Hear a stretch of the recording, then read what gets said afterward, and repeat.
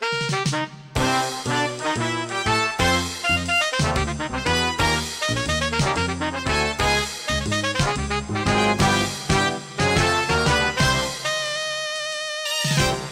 주님의 말씀을 주야로 묵상하는 자가 복이 있는 사람입니다. 오늘은 특별로 성경 어떻게 읽을 것인가 사도행전 1부 들어가기와 둘러보기 주목하기를 함께 나누겠습니다. 사도행전의 윤곽을 보고 잘 이해하기 위해서 사도행전 속으로 한번 들어가 볼까요? 사도행전의 내용은 무엇일까요? 예수님의 이야기입니다.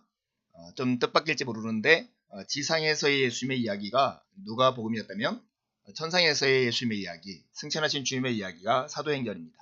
성령의 권능을 통해서 복음의 소식이 예루살렘에서 로마로 전해지는 과정을 보여주는 것이 사도행전입니다. 여러분, 누가복음과 사도행전은 원래 하나의 책이었는데 파피루스 두루마기의 분량 때문에 두 권으로 나뉘었을 거라고 짐작됩니다.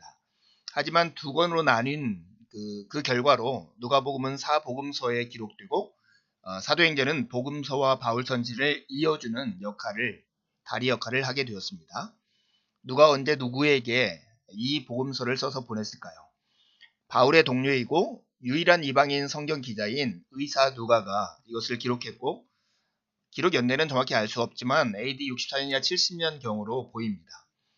데오빌로에게 이 복음서를 그리고 사도행전을 보내고 있는데요. 아마 데오빌로는 누가 행전의 후원자였을 것입니다. 그리고 암시적인 독자들은 이방인 그리스도인들이 이 복음서와 사도행전을 읽도록 누가가 써보내고 있습니다. 강조점은 무엇일까요? 여전히 예수님을 통한 하나님의 구원의 좋은 소식, 이것이 유대인들과 이방인들을 모두를 위한 것이고 뿐만 아니라 구약의 예언들이 성취된 것임을 강조해서 사도행전에서도 말하고 있습니다. 성령께서는 교회를 인도하여 이 복음을 전파하게 하셨는데요. 이로써 모든 사람들을 위한 구원이 하나님의 뜻이며 그것을 방해할 것은 아무것도 없다는 것이 사도행전 이야기 내내 증거되고 있습니다. 그러나 뜻밖에도 어떤 사람들은 기쁨으로 받아들이지만 다른 사람들은 분노하며 거부한다는 사실도 우리는 볼 수 있습니다. 들어가기에서 본 내용에 초점을 맞춰서 둘러보기를 해볼까요? 여러분, 누가복음과 사도행전이 대칭적 구조를 가지고 있고요. 이것을 살펴보면 흥미로운 점이 참 많습니다. 먼저 지리적인 배경이 그래요. 누가복음은 갈릴리 외곽지역부터 예수님께서 사역을 하시다가 갈릴리에서 예루살렘을 이동하시고 예루살렘에서 십자가를 지시고 부활하시고 승천하신 이야기, 예루살렘을 향하는 이야기였다면 사도행전은 예루살렘에서 출발해서 땅끝까지 이르는 이야기로 구성되어 있습니다. 여행 내러티브도 이렇게 되어 있는데요. 예수님의 여행은 갈릴리로부터 예루살렘을 향한 여행이었다면 사도들의 여행은 예루살렘에서 유다로, 안디옥에서 유럽으로, 제국의 중심 로마로 향하는 점점 더 예루살렘부터 멀어지는 여행이 기록되어 있습니다. 예수님과 바울이 재판을 받는 세 가지 법정이 동일하게 나오고 모두 다 무죄하다는 것이 이 법정을 통해서 증거되는데요. 예수님도 유다의 사내들인에서, 그 다음에 로마 총독 앞에서, 헤롯 왕가의 왕 앞에서 재판을 받으셨던 것처럼 바울 역시도 유대의 사내들인과 로마 총독과 헤롯 왕과의 왕 앞에서 재판을 받습니다. 재판을 받지만 무죄하다는 것이 모두 다 증명이 되죠. 예루살렘에서 로마로 전파되는 복음의 이동 과정이 사도행전이라면 사도행전의 구조를 가장 잘 보여주는 것은 1장 8절의 말씀입니다. 오직 성령이 너희에게 임하시면 너희가 권능을 받고 예루살렘과 온 유대와 사마리아와 땅끝까지 이르러 내 증인이 되리라 하시니라. 이 말씀처럼 주의 복음이 성령의 권능을 받은 제자들의 증거를 통해서 예루살렘과 온 유대와 사마리아 땅끝까지 이르게 되는 것, 그렇게 복음의 이동 과정이 사도행전입니다. 좀 더 세부를 해보면 이렇습니다. 복음이 예루살렘에서 사도들에 의해서 전파된 이야기가 1장에서 6장 7절까지 나오고요. 그 다음에 복음이 예루살렘 인근의 유대와 사마리아로 전파된 이야기가 6장 8절에서 9장 31절까지, 좀 더 확장되어서 복음이 최초로 이방인 고넬료에게 전파된 이야기가 9장 32절에서 12장 24절까지 나옵니다. 여기에는 이방인의 사도인 바울의 회심 이야기가 포함되어 있습니다. 복음이 더 넓게 아시아의 이방인들에게 전파된 이야기가 12장 25절부터 16장 5절까지 나오고요. 복음이 아시아를 넘어 유럽으로 전파된 이야기가 16장 6절부터 19장 20절까지 나옵니다. 복음이 마침내 로마로까지, 땅끝까지 전파된 이야기가 19장 21절부터 28장 31절까지의 내용에 소개되고 있습니다. 들어가기 위해서 본 강조점에 초점을 맞춰서 몇 가지를 주목해 보려 합니다. 첫 번째는 누가복음과 연관하여 소개된 예수님의 이야기예요. 사도행전 누가복음 3장 16절에 기록된 성령의 오심에 대한 세례 요한의 예언을 다시 상기시키면서 약속하시면서 시작합니다. 예수님은 제자들에게 성령의 권능을 약속하시고 제자들은 성령의 권능을 받고 예수님의 증인이 될 것이라고 예수님께서 말씀하십니다. 예수님의 승천을 서술하는 맥락에서도 누가복음 24장과 사도행전 1장이 겹치는데요. 그가 다시 오실 것이라고 약속합니다. 이 이야기는 예수님이 다시 오실 때까지 제자들이 성령을 통해서 그 이야기를 계속 이어가게 된다는 것을 우리에게 암시하기도 합니다. 두 번째 우리가 주목할 것은 내러티브 전반에 걸쳐 있는 설교들입니다. 이 설교들은 복음이 무엇인지를 설명하고 있습니다. 이러한 설교들은 매우 중요한 부분에서 등장하며 다양한 상황에서 복음이 어떻게 전파 변증되고 있는지를 예증하는 구실을 하는데요.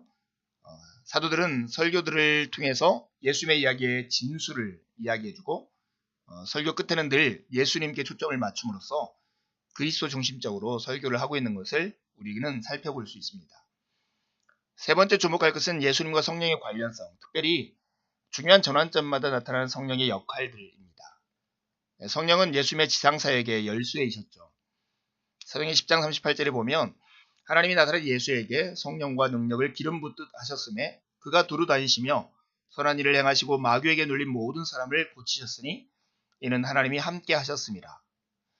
이제 하나님이 오른손으로 예수를 높이심에 예수님은 약속하신 성령을 아버지께 받아 그를 믿는 자들에게 부어주시고 계십니다.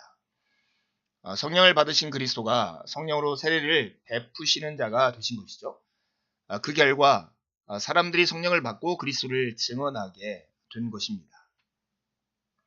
네 번째 주목할 것은 복음입니다. 복음은 하나님의 일이고 역사에 나타난 하나님의 행위입니다. 복음은 하나님께서 시작하신 것이고 이스라엘을 향한 하나님의 신실하심을 그리스도를 통해 표현한 것이며 또한 성령이 권능으로 이루신 것입니다. 따라서 그 무엇도 복음을 방해할 수 없습니다. 심지어 예루살렘의 유대 지도자들도 방해할 수 없었고 사울과 같이 기독교를 잔멸하려는 유대인들도 예루살렘 교회도 헤롯과 같은 세속 지도자들도 교회 내 유대주의자들도 방해할 수 없었습니다.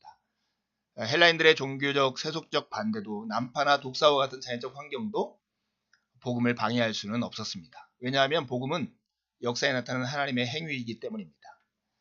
다섯 번째는 구원의 보편성을 수평적인 방식으로 표현하고 있다는 것입니다.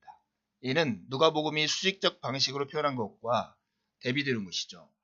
누가복음은 구원의 보편성을 수직적 방식으로 표현함으로써 모든 가난한 사람을 포함시키고 있습니다. 예를 들어서 세리나 병든 자, 사마리아인, 여인 등을 포함시키고 있습니다. 이에 반해서 사도행전은 이스라엘이 완전히 무시했던 이방인들에 대한 선교에 집중함으로써 구원의 보편성을 수평적 방식으로 표현하고 있는 것이죠. 이는 사도행전 1장 8절에 있는 말씀이 성취되는 내용이기도 합니다. 여섯 번째로 우리가 주목할 것은 비방을 받는 표적이 되신 예수님입니다. 예수님께서 할례를 받으시고 정결례를 위해서 성전에 들어갔을 때 시므온이 주임을 안고 했던 찬송이 있습니다. 그 안에 보면 시므온이 그들에게 축복하고 그의 어머니 마리아에게 말하여 이르되 보라 이는 이스라엘 중 많은 사람을 패하거나 흥하게 하며 비방을 받는 표적이 되기 위하여 세움을 받았고 또 칼이 내 마음을 찌르듯 하리니 이는 여러 사람의 마음의 생각을 드러내려 함이니라 하더라.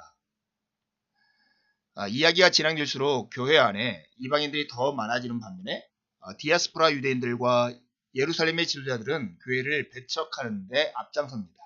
이것이 바로 예수님께서 여전히 천상에서 사역하심에도 불구하고 비방받는 표적으로서 나타나는 모습이죠. 하지만 이런 모습을 통해서 이방인 독자들은 자신들이 하나님께서 그리스도의 성령을 통해 다시 불러 모으시는 이스라엘에 속하게 되었다는 것을 다시 한번 확인하고 확신할 수 있었을 것입니다. 일곱 번째 특징은 우리라고 하는 표현인데요. 사도행전 16장, 20장, 27장 같은 곳에 나오고 있습니다. 저자는 자신을 부각시키지 않고 외려 바울의 여행 동반자로 자신을 제시하고 있습니다. 이 부분들에서 세부적인 묘사가 훨씬 풍부한데요. 이는 저자가 일기와 같은 자료를 사용하고 있음을 우리에게 암시하고 있습니다. 여러분 이제 사도행전을 펴고 할 수 있는 대로 반복해서 읽어보십시오. 읽으면서 배우거나 묵상한 것을 기록하시고요. 가까운 누군가와 기록한 것을 서로 나누어 보십시오. 다시 한번 강의를 들으면서 더 깊이 배워보시고요. 읽고 묵상한 내용을 가지고 하나님께 기도를 드리십시오. 하나님의 은혜가 아침 햇살처럼 여러분 영혼 안으로 들어올 것입니다. 감사합니다.